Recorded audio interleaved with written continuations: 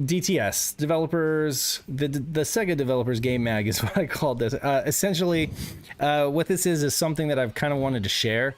It's a geeky thing. It's not for everybody. You know, you got to be somebody who likes to read, first of all, and you got to be someone who's like interested in development and Sega's history. I can't read, so I guess I can't enjoy it. Well, you just got to be someone who's not the TLDR kind of person, because you're not going to want to waste the time looking through these. But essentially, this is no secret to folks in the development community or the homebrew community, because these resources have been up online for a while, for years.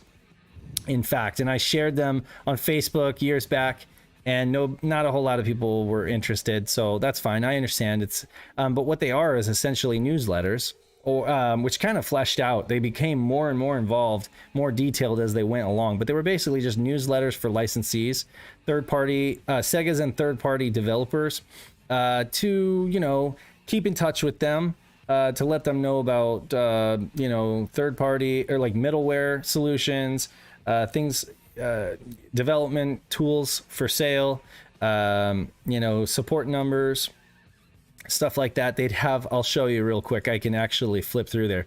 You've got like the hardware news section where they're talking about 32X and Saturn. Let's see here. They're talking about, let me go. Okay. Darn it. They got Q sound. They got a Q&A and every questions and answers regarding the development process. They usually profile one of their employees.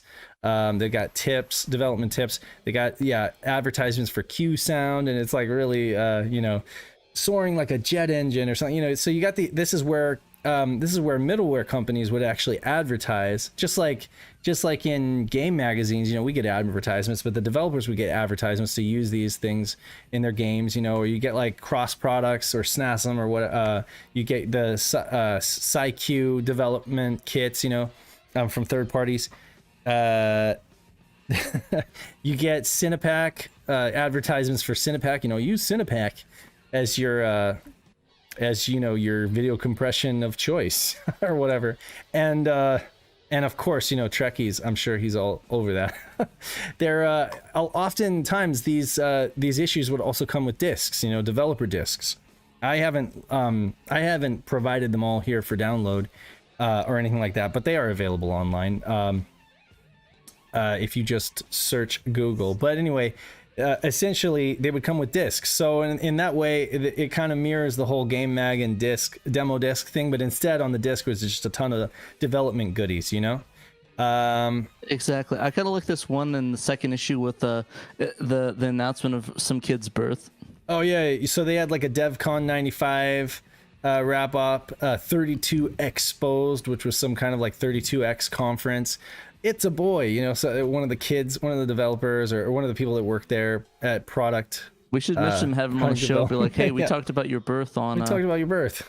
Yeah, because right by now, I mean, he'd be like, you know, close to our age. I mean, he'd be 2 years younger than I am, so he'd be 27 at this point. Oh, this kid is 27 right here. It's a boy. Documentation, internet address.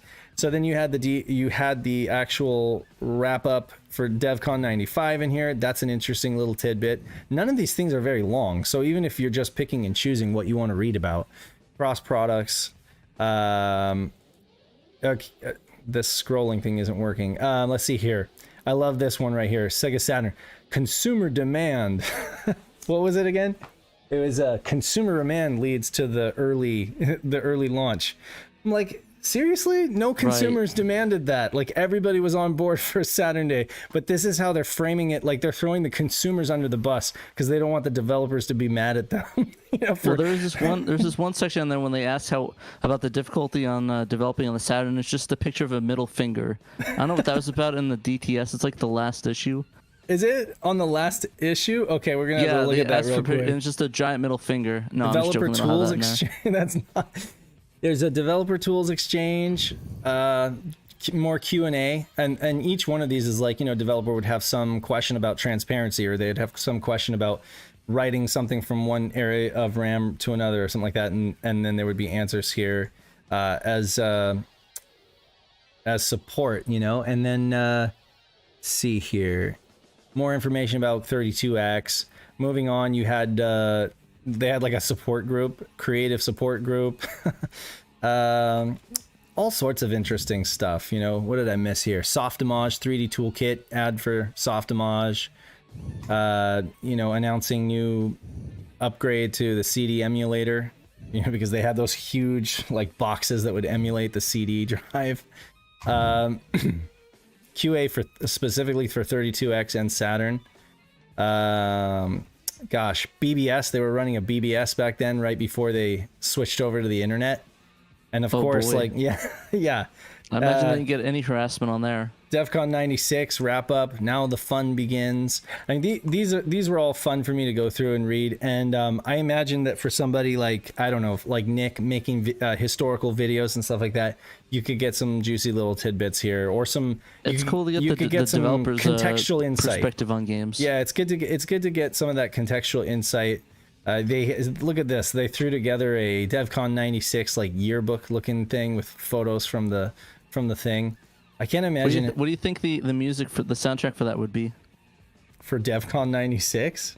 Yeah, like you know how they like have the high school sound song of the year. What do you think? Yeah. For I don't know. It'd be. Think they do some Soundgarden stuff? Yeah, sure. They'd have Soundgarden for sure. I mean, Soundgarden was literally like one of the weirdest bands in terms of like their music videos and stuff.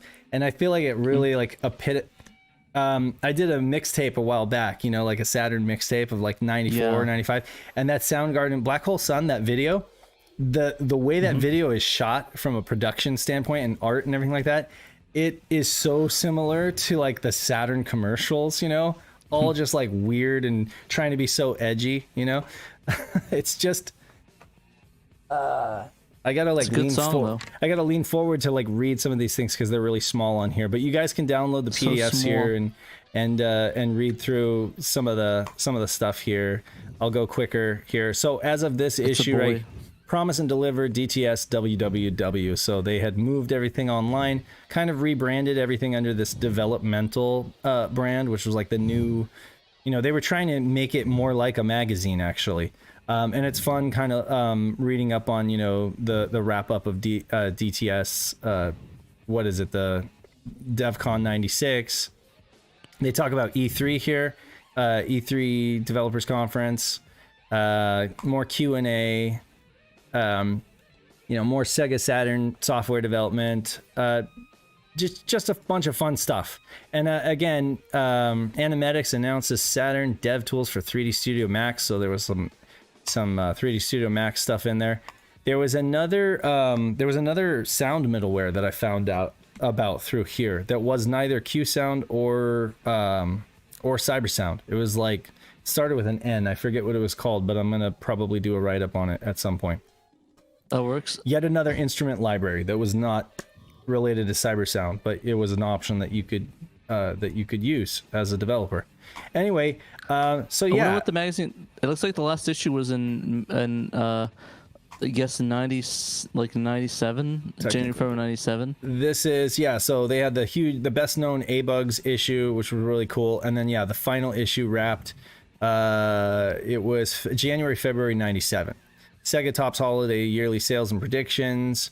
They covered Codescape, powerful new debugging from cross products. They covered Best A-Bugs Part 2.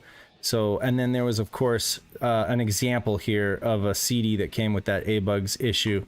They'd give you, you know, a little CD to go along with it, and it had like tons of stuff. This image is hosted from Hidden Palace, so you guys can download it there. But anyway, this is probably what happened when once they saw the sales numbers from the year later on. Mm-hmm. Like, should we do another one? And they're like, peace. Well, at this point, they really had moved everything online. And their website was changing quite a bit. And so EDTS exposed. Yeah, so EDTS, I mean, being electronic DTS, they're talking about moving everything online. And so I think at that point, they just kind of stopped publishing these PDFs. It was more or less everything was just hosted on the Sega DTS website, which can still be found on the Wayback Machine. Different iterative years of it. But yeah, So this is a very geeky historical kind of thing that I like to get into, and I want to share with other people so that it's at least part of our awareness, you know, and folks know about it. And if they want to go here and use it as a historical resource, or they just want to read it for fun, it's there, you know. So anyway, now people know.